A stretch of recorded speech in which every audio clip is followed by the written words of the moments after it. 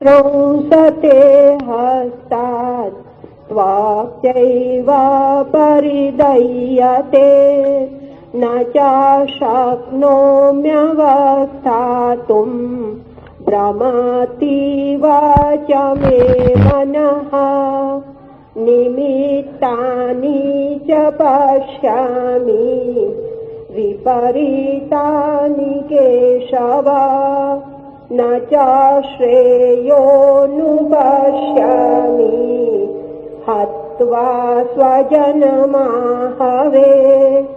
न काङ्क्षे विजयं कृष्ण न च राज्यं सुखानि च किं नो राज्येन गोविन्द किं भोगैर्जीवितेन वा।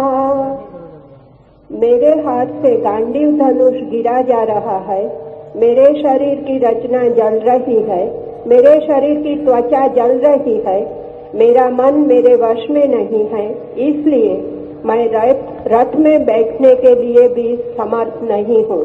हे केशव, मैं विपरीत निमित्त देखता हूँ, युद्ध में आत्मियों का मारकर कोई कल्याण नहीं देखता। हे कृष्ण, मैं विजय नहीं चाहता, राज्य अथवा विषय सुख कुछ भी नहीं चाहता। हे गोविंद, आत्मियों की हिंसा से प्राप्त होने वाले राज्य से हमें क्या प्रयोजन? राज्य मूलक भोग और जीवन से भी क्या प्रयोजन है?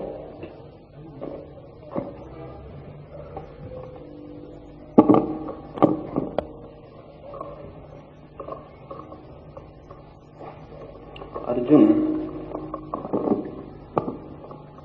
बड़ी सशर्त बात कह रहा है।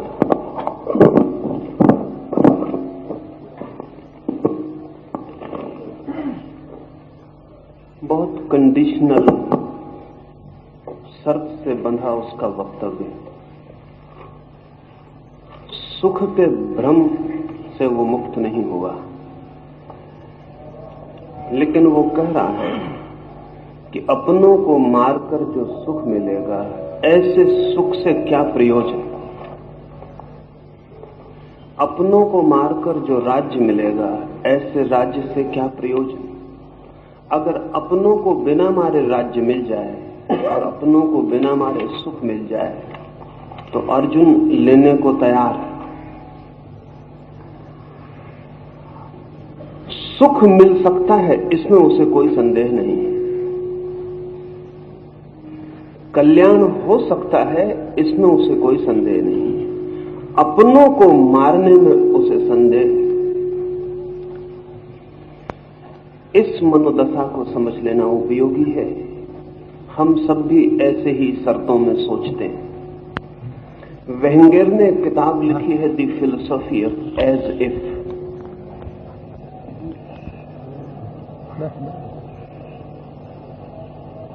जैसे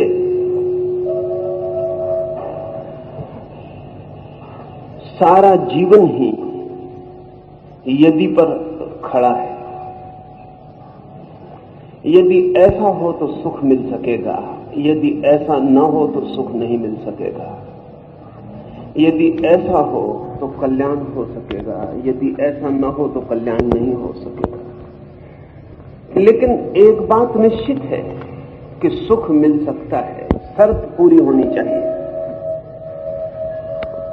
और मजे की बात यही है कि जिसकी शर्त है उसे सुख कभी नहीं मिल सकता है।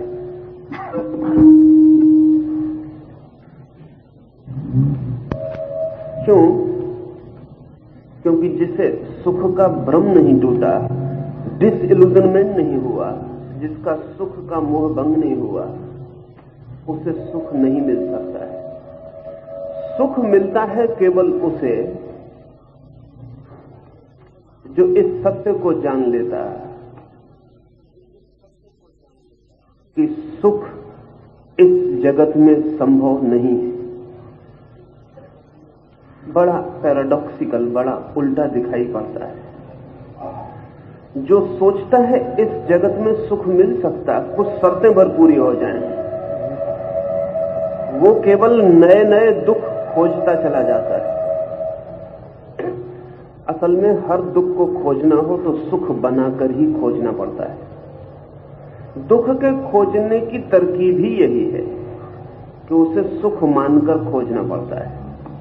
जब तक खोजते हैं तब तक सुख मालूम पड़ता है, जब मिल जाता है तब दुख मालूम पड़ता है, लेकिन मिल जाने के बाद कोई उपाय नहीं।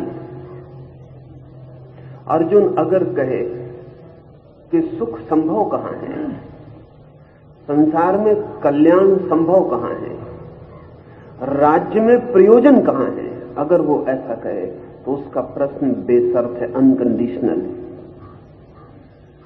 तब उत्तर बिल्कुल और होता है, लेकिन वो ये कह रहा है अपनों को मार के सुख कैसे मिलेगा। सुख तो मिल सकता है, अपने न मारे जाएं तो सुख लेने को वो तैयार है। कल्याण तो हो सकता है, राज्य में प्रयोजन भी हो सकता है, लेकिन अपने न मारे जाएं तो ही राज्य में प्रयोजन हो सकता है। राज्य व्यर्थ है, सुख व्यर्थ है। महावीर या बुद्ध को जैसा ख्याल हुआ, अर्जुन को वैसा ख्याल नहीं। अर्जुन के सारे वक्तव्य उसकी विरोधी मनोदशा की सूचना देते हैं। वो जिस चीज को कह रहा है बेकार है, उस चीज को बेकार जान नहीं रहा है। वो जिस चीज को कह रहा है क्या प्रयोजन, क्या फायदा, वो पूरे वक्त मन में जान रहा है कि फायदा है, प्रयोजन है। सिर्फ उसकी शर्त पूरी होनी चाहिए। उसका यदि अगर पूरा हो जाए, इफ अगर पूरी हो जाए, तो वो सुख मिलेगा, इसमें उसे कोई भी संदेह नहीं। मैंने एक मजाक सुनी, मैंने सुना है कि बर्ट्रैंड रसल मर रहा है। मजाक ही है। एक पादरी ये खबर सुनकर कि बर्ट्रैंड रसल मर रहा है, भागा हुआ पहुंच गया है कि हो सकता है ये जीवन भर का निष्णात नास्तिक शायद मरते वक्त मौत से डर जाए और भगवान को स्मरण कर ले। और उस पादरी की मरते हुए बर्ट्रैंड रसल के पास भी जाने की सामने हिम्मत नहीं पड़ती। वो भीड़ में जो मित्रों की इकट्ठी हो गई, पीछे डरा हुआ खड़ा है कि कोई मौका अगर मिल जाए तो बर्ट्रैंड रसल को कह दे कि अभी भी माफी मांग लो। और तभी बर्ट्रैंड रसल ने करवट बदली और कहा, हे परमात्मा। तो उसने सोचा ये ठीक मौका है, इसके मुंह से भी परमात्मा का नाम निकला है। तो वो पास गया और उसने कहा कि ठीक अवसर है, अभी भी क्षमा मांग लो परमात्मा से। तो बर्ट्रैंड रसल ने आंख खोली और उसने कहा, हे परमात्मा, यदि कोई परमात्मा हो तो बर्ट्रैंड रसल क्षमा मांगता है, यदि कोई बर्ट्रैंड रसल की आत्मा हो। क्षमा मांगता है यदि कोई पाप किए गए हो। क्षमा मांगता है यदि क्षमा संभव हो।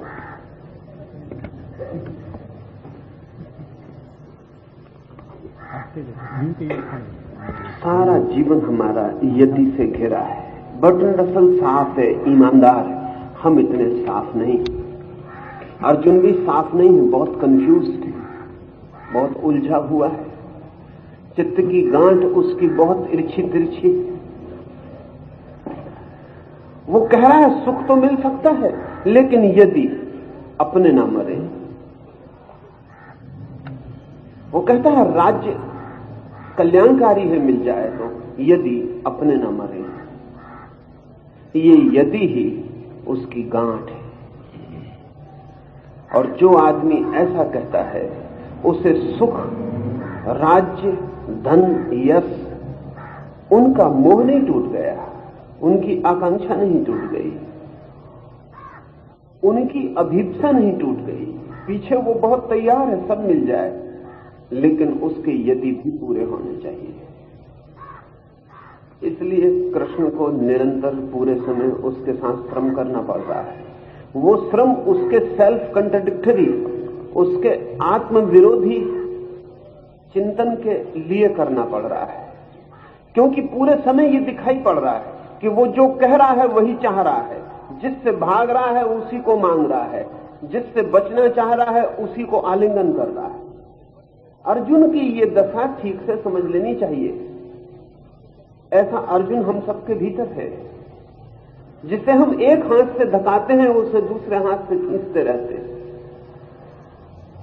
जिसे हम एक हाथ से खींचते हैं उसे दूसरे से धकाते रहते हैं। एक कदम बाएं चलते हैं तो तत्काल एक कदम दाएं चल लेते हैं। एक कदम परमात्मा की तरफ जाते हैं तो एक कदम तत्काल संसार की तरफ उठा लेते हैं। ये जो अर्जुन है ऐसी बैलगाड़ी की तरह जिसमें दोनों तरफ बैल जुते हैं, वो दोनों तरफ खींच रहा है। वो कह रहा है सुख तो है इसलिए मन भागता है। वो कह रहा है लेकिन अपनों को मारना पड़ेगा इसलिए मन लौटता है। ये स्वविरोध स्मरण रखने योग्य है, क्योंकि अर्जुन की पूरी चित्त दशा इसी स्वविरोध का फैलाव है।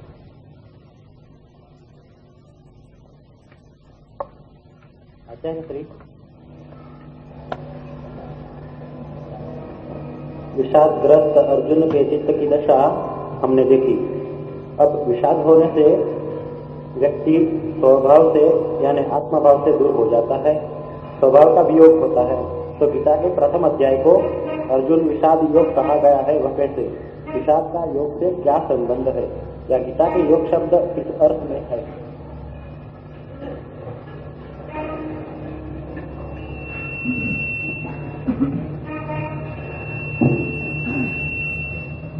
विषाद योग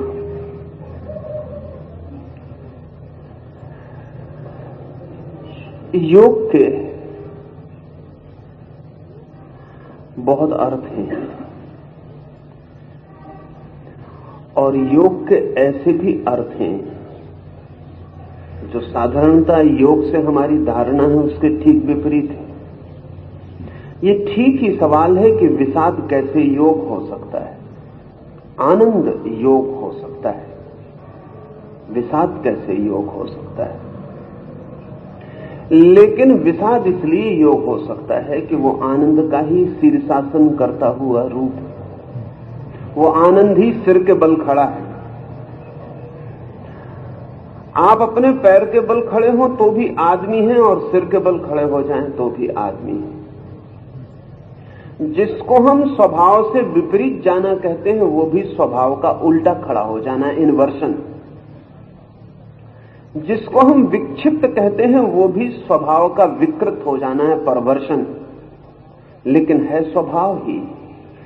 सोने में मिट्टी मिल जाए तो अशुद्ध सोना ही कहना पड़ता है, अशुद्ध है।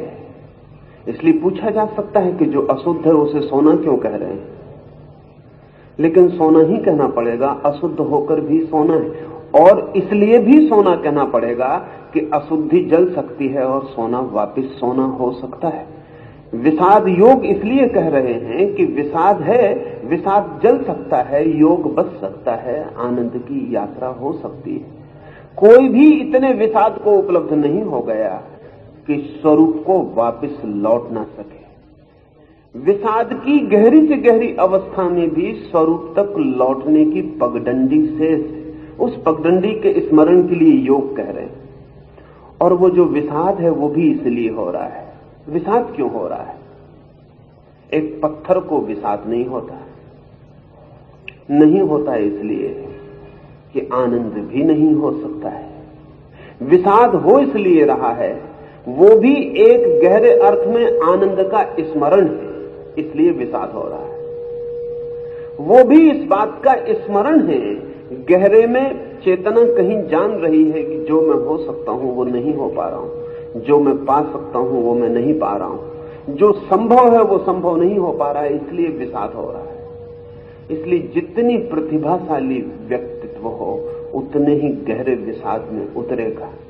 सिर्फ जड़ बुद्धि विषाद को उपलब्ध नहीं होते, क्योंकि जड़ बुद्धि को तुलना का उपाय भी नहीं होता।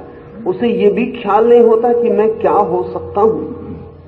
जिसे ये ख्याल है कि मैं क्या हो सकता हूं, जिसे ये ख्याल है आनंद संभव है, उसके विषाद की कालीमा बढ़ जाएगी, उसे विषाद ज्यादा गहरा दिखाई पड़ेगा। जिसे सुबह का पता है उसे रात के अंधकार में बहुत अंधकार दिखाई पड़ेगा। जिसे सुबह का कोई पता नहीं है उसे रात भी सुबह हो सकती है और रात भी उसे लग सकती है। ठीक है, अर्जुन को इस विषाद की स्थिति में भी योग ही कहा जा रहा है, क्योंकि ये विषाद का बोध भी स्वरूप के विपरीत कंट्रास्ट में दिखाई पड़ता है, अन्यथा नहीं दिखाई पड़ेगा। ऐसा विषाद योग और किसी को उस युद्ध के स्थल पर नहीं हो रहा है, ऐसा दुर्योधन को नहीं हो रहा। कल एक मित्र में रास्ते में जाता था तो उन्होंने पूछा कि आपने दुर्योधन की तो बात की, युधिष्ठिर के संबंध में क्या ख्याल है? क्योंकि दुर्योधन को नहीं हो रहा, माने आदमी भला नहीं है, पर युधिष्ठिर तो भला आदमी है, धर्मराज है, उसे क्यों नहीं हो रहा है? तो ये भी थोड़ा विचारणीय है। आशा तो करनी चाहिए कि युधिष्ठिर को हो, लेकिन युधिष्ठिर को नहीं हो रहा। युधिष्ठिर तथाकथित धार्मिक आदमी, द सो कॉल्ड रिलीजियस, और बुरा आदमी भी तथाकथित धार्मिक आदमी से बेहतर होता है,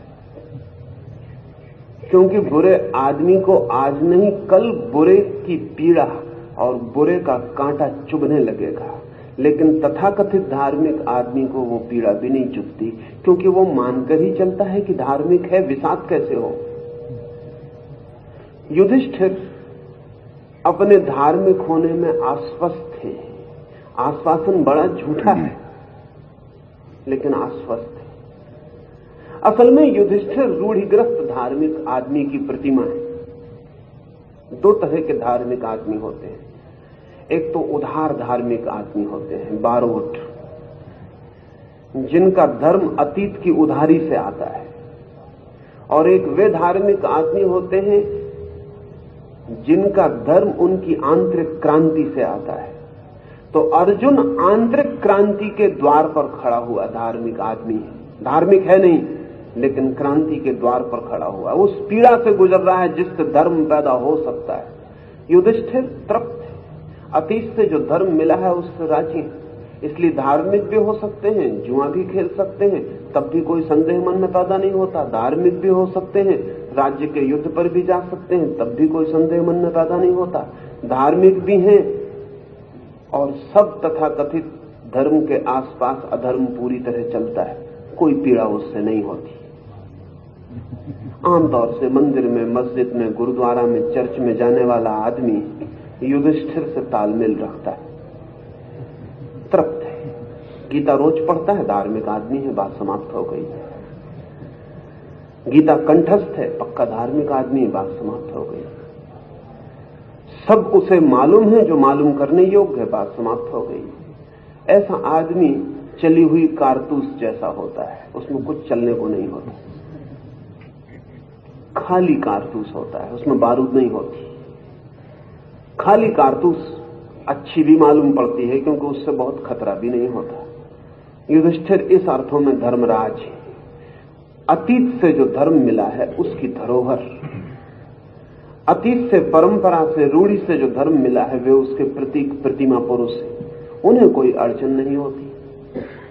तथाकथित धार्मिक आदमी कंप्रोमाइजिंग होता है, समझौतावादी होता है, वो हर स्थिति में धर्म और अधर्म के बीच समझौते खोज लेता है। तथाकथित धार्मिक आदमी हिपोक्रेट होता है, पाखंडी होता है। उसके दो चेहरे होते हैं, एक उसका धार्मिक चेहरा होता है जो वो दिखाने के लिए रखता है, एक उसका असली चेहरा होता है जो वो काम चलाने के लिए रखता है, और इन दोनों के बीच कभी कॉन्फ्लिक्ट पैदा नहीं होती। यही हिपोक्रेसी का सूत्र है, राज। इनके बीच कभी द्वंद्व पैदा नहीं होता, कभी उसे ऐसा नहीं लगता कि मैं दो हूं। वो बड़ा लिक्विड होता है, बड़ा तरल होता है, वो इधर से उधर बड़ी आसानी से हो जाता है, उसे कोई अड़चन नहीं आती। वो अभिनेता की तरह पात्र अभिनय बदल लेता है, उसे अड़चन नहीं आती। कल वो राम बना था, आज उसे रावण बना दे तो उसे कोई अड़चन नहीं आती। वो रावण का वेशभूषा पहन के खड़ा हो जाता है, रावण की भाषा बोलने लगता है। ये जो तथाकथित धार्मिक आदमी है ये अधार्मिक से भी बदतर है, ऐसा मैं कहता हूं। ऐसा इसलिए कहता हूं कि अधार्मिक अपनी पीड़ा को ज्यादा दिन नहीं झेल सकेगा, आज नहीं कल कांटा चुभेगा, लेकिन जो आदमी समझौते कर लिया है वो पीड़ा को अनंत काल तक झेल सकता है। इसलिए युधिष्ठिर को पीड़ा नहीं आती, युधिष्ठिर बिल्कुल राजी। अभी बड़े मजे की बात है, अधार्मिक आदमी बिल्कुल राजी है उस युद्ध में, धार्मिक आदमी बिल्कुल राजी है उस युद्ध में। और ये अर्जुन जो ना तो अधार्मिक होने से राजी है, न अभी तथाकथित धर्म से राजी है, ये चिंतित है। अर्जुन बहुत ऑथेंटिक, प्रामाणिक मनुष्य है, उसकी प्रामाणिकता इसमें है कि चिंता है उसकी प्रामाणिकता इसमें है कि प्रश्न है उसके पास, उसकी प्रामाणिकता इसमें है कि जो स्थिति है उसमें वो राजी नहीं हो पा रहा। यही उसकी बेचैनी, यही उसकी पीड़ा, उसका विकास बनती है। विषाद योग इसलिए ही कहा है कि अर्जुन विषाद को उपलब्ध हुआ। धन्य है वे जो विषाद को उपलब्ध हो जाएं, क्योंकि जो विषाद को उपलब्ध होंगे उन्हें मार्ग खोजना पड़ता है।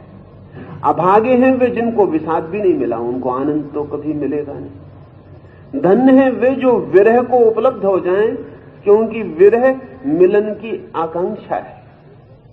इसलिए विरह भी योग है, वो मिलन की आकांक्षा है, वो मिलन के लिए खोजता हुआ मार्ग। योग तो मिलन ही है, लेकिन विरह भी योग है, क्योंकि विरह भी मिलन की पुकार और प्यास है। विषाद भी योग है, योग तो आनंद ही है, लेकिन विषाद भी योग है, क्योंकि विषाद आनंद के लिए जन्मने की प्रक्रिया है, इसलिए विषाद योग का है। आचार्य श्री, आपने अभी बर्ट्रांड रसेल का नाम लिया। वेद टिलिक से बर्ट्रांड रसेल की आत्मतुष्ट अनास्तिकता के पहलू प्रकट करके कभी पूछा कि रसेल को नास्तिक होते हुए भी जीवन में एम्प्टीनेस, खालीपन का अनुभव नहीं हुआ, तो पॉल टिलिक ने बताया कि ऐसे लोग आत्मवंचक हो सकते हैं। कितने लोग बस यूं ही हरे रंग को, ग्रीन रंग को नहीं देख पाते। क्या रसेल उन्हीं में से एक होगा? अर्जुन भी चर्म चक्षु से विराट रूप का गहन दर्शन नहीं कर सकता था। और दूसरी बात ये कि पॉल टिलिक अल्बर्ट कामू की नैराश्य, डिस्पेयर पर वार्तिक देते हुए एक जगह कहते हैं कि despair in itself is religious. तो गीता की दृष्टि से तो आप जो कहते हैं उससे ये मालूम होता है कि अर्जुन का विषाद अधार्मिक था। कुछ वार्तिक दें। अर्जुन का विषाद यदि विषाद में ही तृप्त हो जाए और बंद हो जाए तो अधार्मिक है, क्लोज्ड हो जाए तो अधार्मिक है। और अगर विषाद यात्रा बन जाए, गंगोत्री बने और विषाद से गंगा निकले और आनंद के सागर तक पहुंच जाए तो धार्मिक है। विषाद अपने में न तो अधार्मिक है न धार्मिक। अगर विषाद बंद करता है व्यक्तित्व को तो आत्मघाती हो जाएगा, और अगर विषाद व्यक्तित्व को बहाव देता है तो आत्म परिवर्तनकारी हो जाएगा। पॉल टिलिश जो कहते हैं कि despair in itself is religious, वो जो विषाद है, दुख है, वो अपने आप में धार्मिक है, ये अधूरा सत्य है। पॉल टिलिश पूरा सत्य नहीं बोल रहे हैं, ये अधूरा सत्य है, आधा सत्य है। विषाद धार्मिक बन सकता है, उसकी पॉसिबिलिटी है, उसकी संभावना है धार्मिक बनने की, अगर विषाद बहाव बन जाए। लेकिन अगर विषाद वर्तुल बन जाए, सर्कुलर हो जाए, अपने में ही घूमने लगे तो सिर्फ आत्मघाती हो सकता है, धार्मिक नहीं हो सकता। ये बड़े मजे की बात है कि आत्मघाती व्यक्तित्व उस जगह पहुंच जाता है जहां से या तो उसे आत्मा परिवर्तन करनी पड़ेगी या आत्मघात करना पड़ेगा। एक बात तय है कि पुरानी आत्मा से नहीं चलेगा। तो हम ऐसा भी कह सकते हैं कि suicide in itself is religious, आत्महत्या अपने आप में धार्मिक है, लेकिन यह अधूरा सत्य होगा, वैसा ही जैसा पॉल टिलिश ने कहा। हाँ, आत्महत्या की स्थिति में आया व्यक्ति के सामने दो विकल्प हैं, दो अल्टरनेटिव हैं। या तो वो अपने को मार डाले, जो कि बिल्कुल अधार्मिक होगा, और या वो अपने को बदल डाले, जो कि मारने की और भी गहरी कीमिया है, पर वो धार्मिक होगा। बुद्ध उस जगह आ जाते हैं जहां या तो आत्महत्या करें या आत्म रूपांतरण करें। महावीर उस जगह आ जाते हैं या तो आत्महत्या करें या आत्म रूपांतरण करें। अर्जुन भी उस जगह खड़ा है जहां या तो वो मिट जाए, मर जाए, अपने को समाप्त कर ले, और या अपने को बदले और नए तलों पर चेतना को ले जाए। पॉल टिलिश का वक्तव्य अधूरा है, और पॉल टिलिश के वक्तव्य के अधूरे होने का कारण क्रिश्चियनिटी का बुनियादी सत्य अधूरा है, ईसाईयत का बुनियादी सत्य अधूरा है। और इसलिए ईसाइयत ने डिस्पेयर को, पाल टिलिच जो है आधुनिक युग में ईसाइयत का बड़ा व्याख्याकार है, उसके पास पैनी दृष्टि है, लेकिन पैनी दृष्टि जरूरी नहीं कि पूरी हो। ईसाइयत ने जीसस की जो शक्ल पकड़ी है वो डिस्पेयर की है। ईसाइयत ने जीसस की और कोई शक्ल नहीं पकड़ी। ईसाइयत के पास जीसस की हंसती हुई कोई तस्वीर नहीं। ईसाइयत के पास जीसस का नाचता हुआ प्रसन्न कोई व्यक्तित्व नहीं।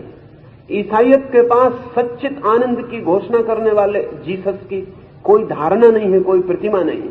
उनके पास प्रतिमा है जीसस की सूली पर लटके हुए, कंधे पर टिका हुआ सिर, आंखें उदास, मरने की घड़ी, और क्रास इसलिए ईसाइयत का प्रतीक बन गया, सूली।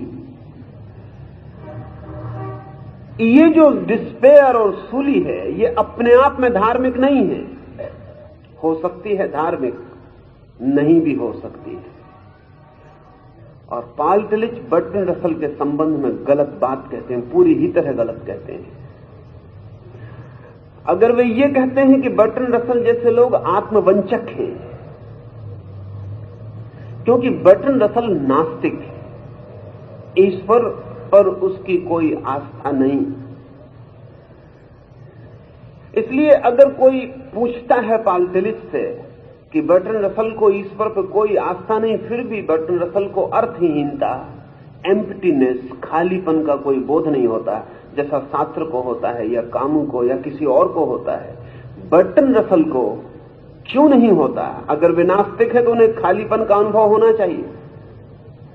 जरूरी नहीं है, क्योंकि नास्तिकता भी मेरी दृष्टि में दो तरह की होती, अपने में बंद और बाहर बहती हुई। जो नास्तिक अपने में बंद हो जाएगा, जैसा विषाद अपने में बंद हो जाएगा, तो खाली हो जाएगा। क्योंकि जो आदमी नहीं के ऊपर जिंदगी खड़ी करेगा वो एम्प्टी हो जाएगा। जो आदमी कहेगा कि नहीं मेरे जीवन का आधार है, वो खाली नहीं होगा तो और क्या होगा? क्योंकि नहीं के बीज से कोई अंकुर नहीं निकलता, नहीं के बीज से कोई फूल नहीं खिलते, नहीं के बीज से कोई जीवन विकसित नहीं होता। जीवन में कहीं ना कहीं हां अगर न हो तो जीवन खाली हो जाए। लेकिन जरूरी नहीं है कि नास्तिकता नहीं पर ही खड़ी हो, नास्तिकता भी हां पर खड़ी हो सकती है। और बर्ट्रैंड रसल की नास्तिकता हां पर खड़ी, ईश्वर को इंकार करता है लेकिन प्रेम को इंकार नहीं करता। और जो आदमी प्रेम को इंकार नहीं करता उसको नास्तिक केवल नासमझ आस्तिक ही कह सकते हैं। क्योंकि जो आदमी प्रेम को इंकार नहीं करता वो बहुत गहरे में परमात्मा को स्वीकार कर रहा है। फॉर्मल नहीं है उसकी स्वीकृति, वो भगवान की मूर्ति रख के मंदिर में वो घंटी नहीं बजाता, लेकिन जो बजाते हैं वो कोई आस्तिक है, ऐसा मानने का कोई भी कारण नहीं है। क्योंकि घंटी बजाने से आस्तिकता का क्या लेना देना है? प्रेम का स्वर जिसके जीवन में हो उसके जीवन में प्रार्थना ज्यादा दूर नहीं है। प्रेम का स्वर जिसके जीवन में हो उसके जीवन में परमात्मा ज्यादा दूर नहीं है। और प्रेम इंकार करने वाला सूत्र नहीं है, प्रेम स्वीकार करने वाला सूत्र है। प्रेम बड़ी गहरी हां है पूरे अस्तित्व के प्रति। इसलिए मैं बर्ट्रैंड रसल को सिर्फ नास्तिक औपचारिक अर्थों में कहता हूं। औपचारिक अर्थों में बर्ट्रैंड रसल नास्तिक है, जिस तरह औपचारिक अर्थों में बहुत से लोग आस्तिक हैं। लेकिन बर्ट्रैंड रसल की नास्तिकता आस्तिकता की तरफ बहती हुई है, बहती हुई है, उसमें बहाव है, वो खुल रही है, वो फूलों में भी आनंद ले पाता है। हमारा आस्तिक मंदिर में जाके फूल तो चढ़ा देता है लेकिन फूल में कोई आनंद नहीं ले पाता। फूल तोड़ते वक्त उसे ऐसा नहीं लगता कि परमात्मा को तोड़ रहा है। पत्थर की एक मूर्ति के लिए जिंदा एक फूल को तोड़ के चढ़ा देता है। यह आदमी गहरे में नास्तिक है, इसका अस्तित्व के प्रति कोई स्वीकार भाव नहीं और न अस्तित्व में इसे परमात्मा की कोई प्रतीति है, इसे कोई प्रतीति नहीं। इसकी पत्थर की मूर्ति को कोई तोड़ दे तो यह हत्या पे उतारू हो जाता है, जिंदा मूर्तियों को तोड़ देता है। इसके मन में आस्तिकता का कोई संबंध नहीं है, इसकी आस्तिकता आत्मवंचना है। और बर्ट्रैंड रसल की नास्तिकता भी आत्मवंचना नहीं है। क्योंकि मुझे ऐसा दिखाई पड़ता है कि रसल सिंसियर, ईमानदार आदमी, और ईमानदार आदमी जल्दी आस्तिक नहीं हो सकता। सिर्फ बेईमान आदमी जल्दी आस्तिक हो सकते हैं, क्योंकि जिस आदमी ने ईश्वर को भी बिना खोजे हां भर दी, उससे बड़ा बेईमान आदमी मिल सकता है? जिस आदमी ने ईश्वर जैसे महत तत्व को किताब में पढ़ के स्वीकार कर लिया, इस आदमी से ज्यादा आत्मवंचक आदमी, सेल्फ डिसेप्टिव आदमी मिल सकता है? ईश्वर बच्चों का खेल नहीं है।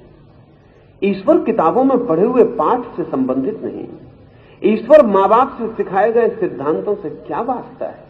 ईश्वर तो जीवन की बड़ी प्राणवंत खोज और पीड़ा है, बड़ी एंग्विश है, बड़े विषाद से उपलब्ध होगा, बड़े श्रम से, बड़ी तपश्चर्या से, बड़ी इंकार से गुजरने पर, बड़ी पीड़ा, बड़े खालीपन से गुजरने पर, बड़ी मुश्किल से, शायद जन्मों की यात्रा, जन्मों जन्मों की यात्रा और खोज, और जन्मों की भटकन, और जन्मों की असफलता और विफलता, तब शायद इस सारी प्रसव पीड़ा के बाद वो अनुभव आता है जो व्यक्तित्व को आस्तिकता देता है।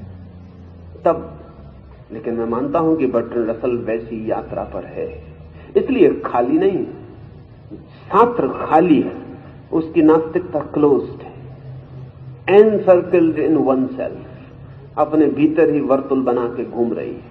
तो अपने भीतर तो आदमी फिर खाली हो जाएगा, और नहीं पर, नथिंगनेस पर जिसने आधार रखे, उसकी जिंदगी में कैसे फूल खिले? उसने मरुस्थल में जिंदगी बोने की कोशिश की, वहां फूल नहीं खिल सकते। नहीं से बड़ा कोई मरुस्थल नहीं है। और जमीन पर जो मरुस्थल होते हैं वहां तो ओएसिस भी होते हैं, वहां तो कुछ मरुद्यान भी होते हैं, लेकिन नहीं के मरुस्थल में कोई ओएसिस, कोई मरुद्यान नहीं होता। वहां कोई हरियाली नहीं खिलती। हरियाली तो हां में ही खिलती है। आस्तिक ही पूरा हरा हो सकता है, आस्तिक ही पूरा भरा हो सकता है, आस्तिक ही फूलों को उपलब्ध हो सकता है, नास्तिक नहीं। लेकिन नास्तिकता दो तरह की हो सकती है और आस्तिकता भी दो तरह की हो सकती है। नास्तिकता तब खतरनाक हो जाती है जब अपने में बंद हो जाए, और आस्तिकता तब खतरनाक होती है जब उधार और बारूद होती। आस्तिकता का खतरा उधारी में, नास्तिकता का खतरा अपने में बंद हो जाने में। सब उधार आस्तिक हैं पृथ्वी पर।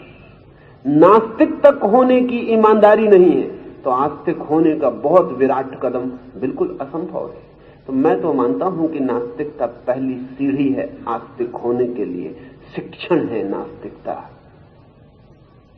नहीं कहने का अभ्यास हां कहने की तैयारी है, और जिसने कभी नहीं कहा उसके हां में कितना बल होगा, और जिसने कभी नहीं कहने की हिम्मत नहीं जुटाई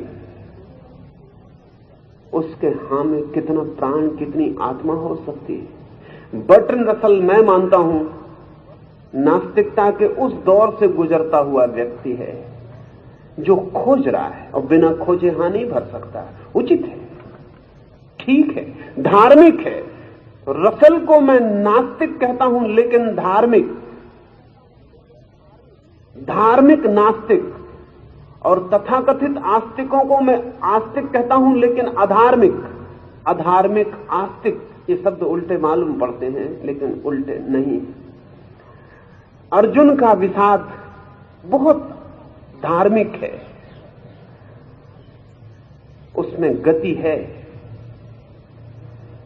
अगर वो चाहे तो कृष्ण जैसे कीमती आदमी को पास पाकर कह सकता है कि गुरु तुम जो कहते हो ठीक, हम लड़ते हैं।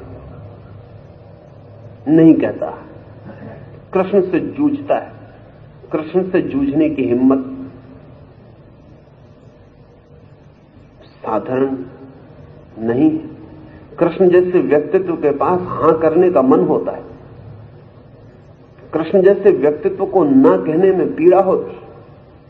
कृष्ण जैसे व्यक्तित्व से प्रश्न उठाने में भी दुख होता है, लेकिन अर्जुन है कि पूछे चला जाता है। वो कृष्ण के व्यक्तित्व को आड़ में रख देता है, अपने प्रश्न को छोड़ता नहीं। इसका भय नहीं लेता मन में कि क्या कहेगा कोई। अश्रद्धालु हूं, संदेह करता हूं, शक उठाता हूं, आस्थावान नहीं हूं, कृष्ण जैसा व्यक्ति मिला हो, मान लो गुरु और स्वीकार करो, तब आस्तिकता उधार हो जाती है। लेकिन नहीं, वो प्रमाणिक आस्तिकता की खोज में ही इसलिए इतनी बड़ी गीता की लंबी यात्रा हुई। पूछता चला जाता है, पूछता चला जाता है, पूछता चला जाता है। कृष्ण भी अद्भुत है, अपनी महिमा का जोर डाल सकते थे। अगर गुरुडम का जरा भी मोह होता तो जरूर डाल देते, लेकिन जो भी आस्तिक है उसे गुरु होने की आकांक्षा नहीं होती।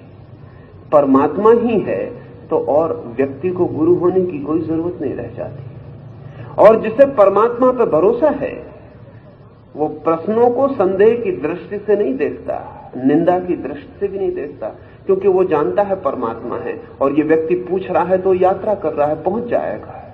इसे पहुंचने दें सहज ही। गंगा बह चली है तो सागर तक पहुंच जाएगी, अभी उसे पता नहीं कि सागर है, लेकिन बह रही है तो बेफिक्र रहे, पहुंच जाएगी। वो कहता नहीं कि रुक जाओ और मान लो, और गंगा अगर रुक जाए और मान ले कि सागर है तो कभी जान नहीं पाएगी कि सागर है, तो रुक जाएगी, एक डबरा बन जाएगी, सड़ा गला, फिर उसी को सागर समझेगी। ऐसा आस्तिक अर्जुन नहीं है। अगर ठीक से समझे तो अर्जुन और बर्ट्रैंड रसल के व्यक्तित्व में कुछ मेल है। जैसा मैंने कल कहा कि शास्त्र और अर्जुन के व्यक्तित्व में कुछ मेल है। वो मेल इतना है कि जैसा शास्त्र चिंतित है वैसा अर्जुन चिंतित है, लेकिन यहां मेल टूट जाता है इसके आगे। शास्त्र अपनी चिंता को सिद्धांत बना लेता है, अर्जुन अपनी चिंता को सिर्फ प्रश्न बनाता है। यहां उसका बर्ट्रैंड रसल से मेल है। बर्ट्रैंड रसल एग्नोस्टिक है, जिंदगी के अंतिम क्षण तक पूछ रहा है। दूसरी बात है कि कोई कृष्ण नहीं मिला, कोई हर्जा भी नहीं, आगे कभी मिल जाएगा, कोई हर्जा नहीं, लेकिन पूछना वहां है, यात्रा जारी। मैं मानता हूं कि इस पृथ्वी पर बर्ट्रैंड रसल के आसपास पाल तिलिक जैसे जो आस्तिक हैं ये इनसिंसियर है। पाल तिलिच आत्मवंचक हो सकते हैं, रसल नहीं। और इस पृथ्वी पर पाल तिलिच और रसल जैसे व्यक्ति साथ साथ रहे हैं। मेरी अपनी समझ है कि बर्ट्रैंड रसल आस्तिकता की तरफ ज्यादा बढ़ा है, पाल तिलिच नहीं बढ़े। थियोलॉजिस्ट, और बड़े मजे की बात है कि दुनिया में धर्म का सबसे बड़ा शत्रु अगर कोई है तो अधर्म नहीं है, थियोलॉजी, धर्मशास्त्र। धर्म की सबसे बड़ी शत्रुता शास्त्रीयता में। वो जो लोग भी शास्त्रीयता में जीते हैं वे कभी धार्मिक नहीं हो पाते। उसके कारण है क्योंकि धर्म बुद्धि से ऊपर की बात है और शास्त्र सदा बुद्धि से नीचे की बात है। शास्त्र बुद्धि के ऊपर नहीं जाता और बुद्धि धर्म तक नहीं जाती।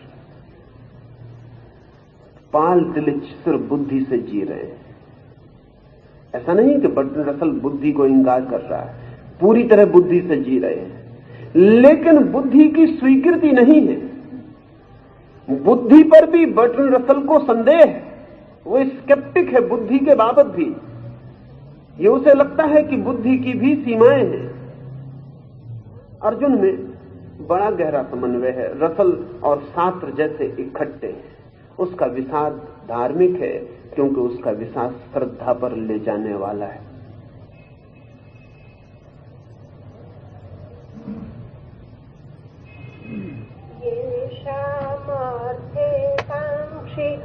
नो राज्यं भोगा सुखानि च तइमेव स्थिता युते प्राणं त्यक्त्वा धनानि च।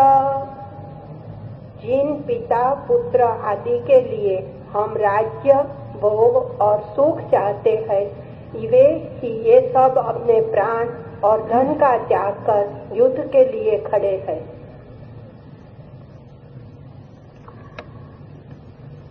पग पग पर अर्जुन की भ्रांतियां जुड़ी। कह रहा है अर्जुन कि जिन पिता पुत्र मित्र परिजन के लिए हम राज्य सुख चाहते हैं, झूठ कह रहा है, कोई चाहता नहीं, सब अपने लिए चाहते हैं।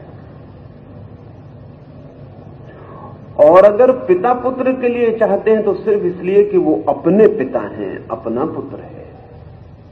वो जितना अपना उसमें जुड़ा है उतना ही, इससे ज्यादा नहीं। हां, ये बात जरूर है कि उनके बिना सुख भी बड़ा विरस हो जाएगा, क्योंकि सुख तो मिलता कम है। दूसरों को दिखाई पड़े ये ज्यादा होता है, सुख मिलता तो ना के बराबर है। बड़े से बड़ा राज्य मिल जाए तो भी राज्य के मिलने में उतना सुख नहीं मिलता जितना राज्य मुझे मिल गया है, इतना मैं अपने लोगों के सामने सिद्ध कर पाऊं तो सुख मिलता है। और आदमी के चिंतना की सीमाएं, अगर एक महारानी रास्ते से निकलती हो, स्वर्ण आभूषणों से लदी, हीरे जवाहरातों से लदी, तो गांव की मेहतरानी को कोई ईर्ष्या पैदा नहीं होती, क्योंकि महारानी रेंज के बाहर पड़ती है।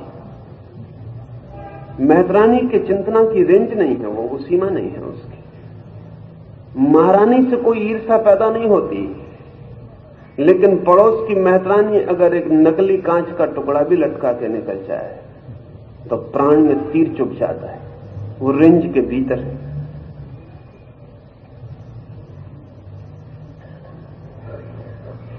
आदमी की ईर्ष्याएं, आदमी की महत्वाकांक्षाएं निरंतर एक सीमा में बंध के चलती हैं। अगर आप यश पाना चाहते हैं तो ये यश जो अपरिचित हैं, स्ट्रेंजर्स हैं, उनके सामने आपको मजा न देगा।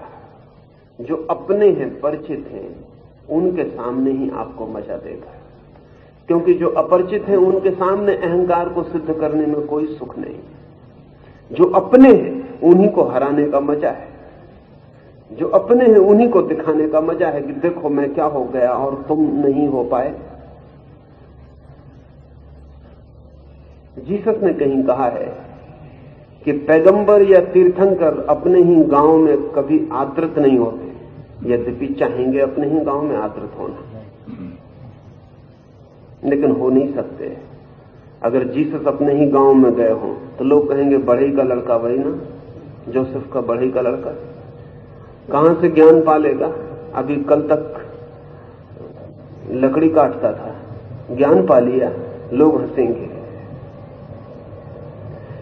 इस हंसने में भी बढ़ई के लड़के को इतनी ऊंचाई पर स्वीकार करने की कठिनाई है, रेंज के भीतर।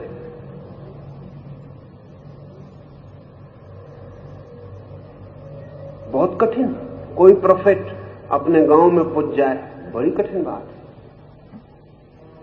क्योंकि गांव की ईर्ष्या की सीमा के भीतर है। तो विवेकानंद को जितना आदर अमेरिका में मिलता उतना कलकत्ता में कभी नहीं मिला। 2-4-10 दिन कलकत्ता लौट के स्वागत समारोह हुआ, फिर सब समाप्त हो गया। फिर कलकत्ते में लोग कहने लगे, अरे वही ना कायस्थ का लड़का है, कितना ज्ञान हो जाए।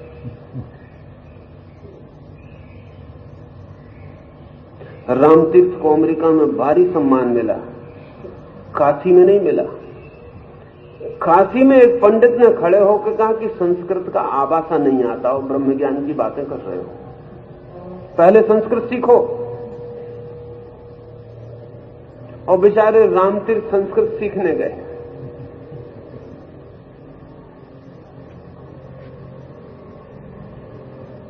रेंज है, एक सीमा, एक वर्तुल है उस। लेकिन शायद रामतीर्थ को भी इतना मजा न्यूयॉर्क में सम्मान मिलने से नहीं आ सकता था जितना काशी में मिलता तो आता। इसलिए रामतीर्थ भी कभी नाराज नहीं हुए अमेरिका में जब तक थे, कभी दुखी और चिंतित नहीं हुए। काशी में दुखी और चिंतित हो गए। निरंतर ब्रह्म ज्ञान की बात करते थे। काशी में इतनी हिम्मत न जुटा पाए कि कह देते कि ब्रह्म ज्ञान का संस्कृत से क्या लेना देना, बाढ़ में जाए तुम्हारी संस्कृत, इतनी हिम्मत ना जुटा पाए, बल्कि एक ट्यूटर लगा के संस्कृत सीखने बैठ गए। ये पीड़ा समझते हैं?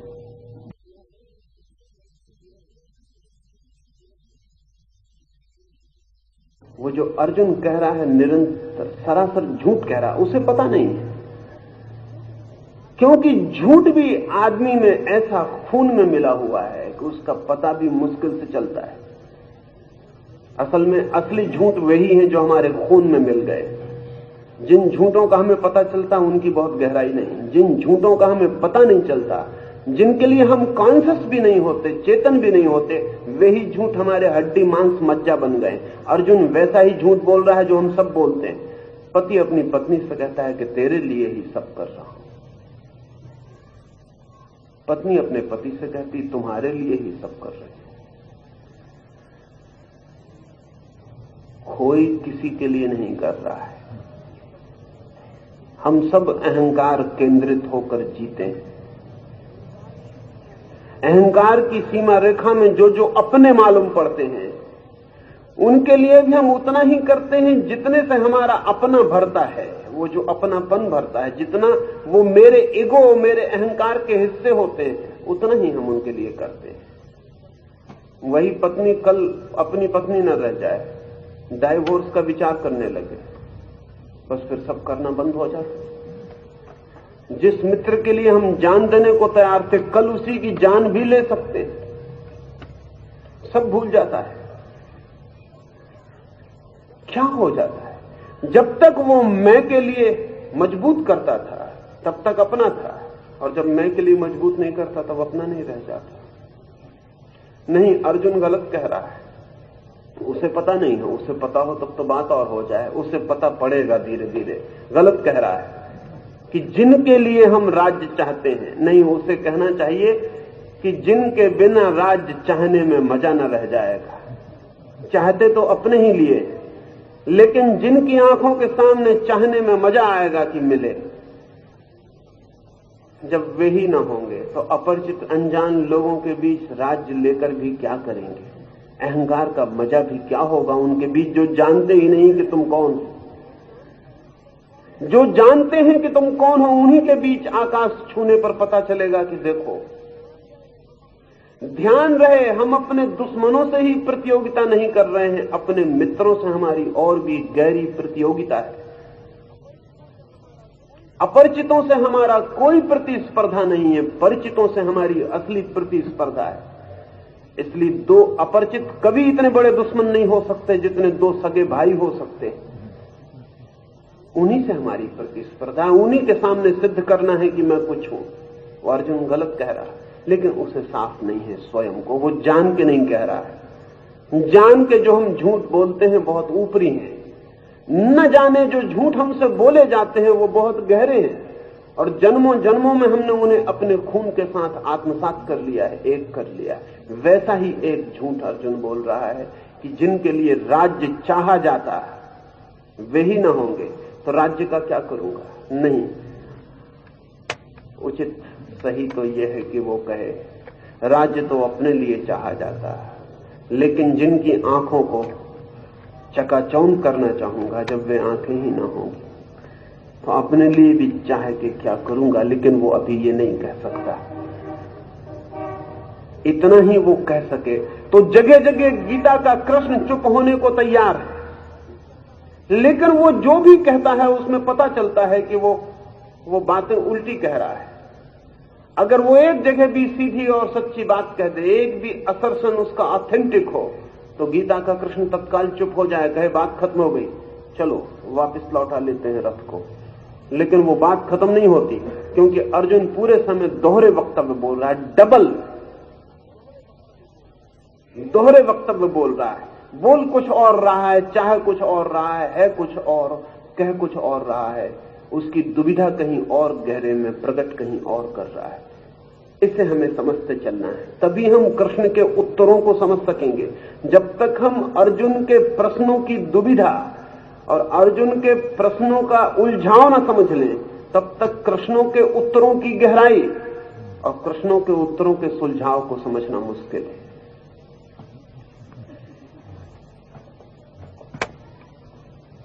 स्वजनों की हत्या में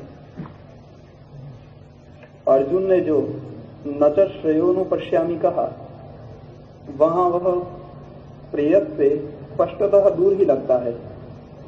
क्या केवल भौतिक सुख से उसका संदर्भ है? और यदि ऐसा है तो वह सच्चा आस्तिक कैसे बनेगा?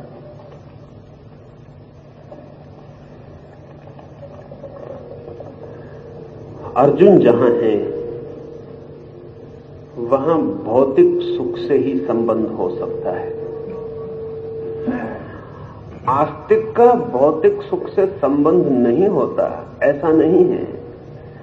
आस्तिक का भौतिक सुख से संबंध होता है, लेकिन जितना ही वो खोजता है उतना ही पाता है कि भौतिक सुख असंभावना है। भौतिक सुख की खोज असंभव होती है, तभी आध्यात्मिक सुख की खोज शुरू होती है। तो भौतिक सुख का भी आध्यात्मिक सुख की खोज में महत्वपूर्ण कंट्रीब्यूशन, उसका बहुत महत्वपूर्ण दान है। सबसे महत्वपूर्ण दान भौतिक सुख का यही है कि वो अनिवार्य रूप से विषाद में और फ्रस्ट्रेशन में ले जाता है। अब ये बड़े मजे की बात है, जिंदगी में वे ही सीढ़ियां हमें परमात्मा के मंदिर तक नहीं पहुंचाती, जो परमात्मा के मंदिर से ही जुड़ी हैं। वे सीढ़ियां भी परमात्मा के मंदिर की सीढ़ियों तक पहुंचाती हैं जो परमात्मा के मंदिर से नहीं जुड़ी हैं। अभी बड़ी उल्टी सी बात मालूम पड़ेगी। स्वर्ग तक पहुंचने में वही सीढ़ी काम नहीं आती जो स्वर्ग तक जुड़ी है, उससे भी ज्यादा और उससे भी पहले वो सीढ़ी काम आती जो नर्क से जुड़ी है। असल में जब तक नर्क की तरफ की यात्रा पूरी तरह से व्यर्थ ना हो जाए, तब तक स्वर्ग की तरफ की कोई यात्रा प्रारंभ नहीं होती। जब तक बहुत स्पष्ट रूप से ये साफ ना हो जाए कि ये नरक का मार्ग है, तब तक ये साफ नहीं हो पाता कि स्वर्ग का मार्ग क्या है। भौतिक सुख आध्यात्मिक सुख तक पहुंचाने में एक निषेध चेतावनी का, नेगेटिव चेतावनी का काम करते हैं। बार बार हम खोजते हैं भौतिक सुख को, बार बार असफल होते हैं। बार बार चाहते हैं और बार बार नहीं पाते हैं। बार बार आकांक्षा करते हैं और बार बार वापस गिर जाते हैं। यूनानी कथाओं में सिसिफस की कथा है। कामू ने उस पर एक किताब लिखी, the myth of Sisyphus. Sisyphus को सजा दी है देवताओं ने कि वह पत्थर को खींच के पहाड़ की शिखर तक ले जाए, और सजा का दूसरा हिस्सा यह है कि जैसे ही वो शिखर पे पहुंचेगा, पसीने से लथपथ, हाँफता, थका, पत्थर को घसीटता, वैसे ही पत्थर उसके हाथ से छूट के वापस खड्ड में गिर जाएगा। फिर वो नीचे जाए, फिर पत्थर को खींचे और चोटी तक ले जाए, और फिर यही होगा, और फिर यही होता रहेगा। अब ये सजा है और ये इटर्निटी तक होता रहेगा, ये अंत तक होता रहेगा, अनंत तक होता रहेगा। अब वो सिसिफस है कि फिर जाता है खाई में, फिर उठाता है पत्थर को। जब वो पत्थर को उठाता है तो फिर इसी आशा से कि इस बार सफल हो जाए, अब की बार तो पहुंचा ही देगा शिखर पर, बता ही देगा देवताओं को कि बड़ी भूल में थे, देखो सिसिफस ने पत्थर पहुंचा ही दिया।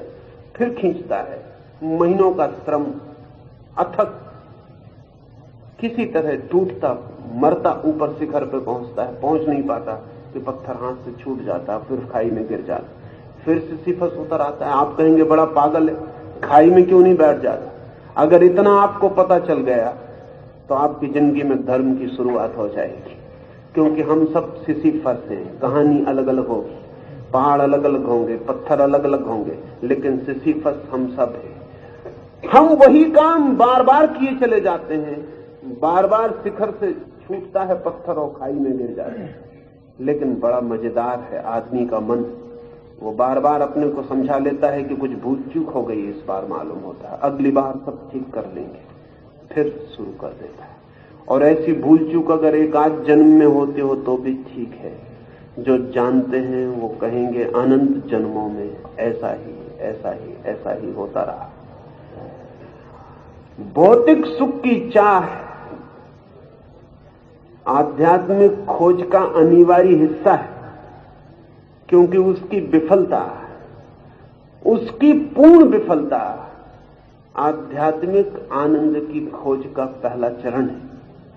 इसलिए जो भौतिक सुख खोज रहा है उसको मैं अधार्मिक नहीं कहता, वो भी धर्म को ही गलत दिशा में खोज रहा है, वो भी आनंद को ही वहां खोज रहा है जहां आनंद नहीं मिल सकता है। लेकिन इतना तो पता चले पहले कि नहीं मिल सकता है तो किसी और दिशा में खोजे।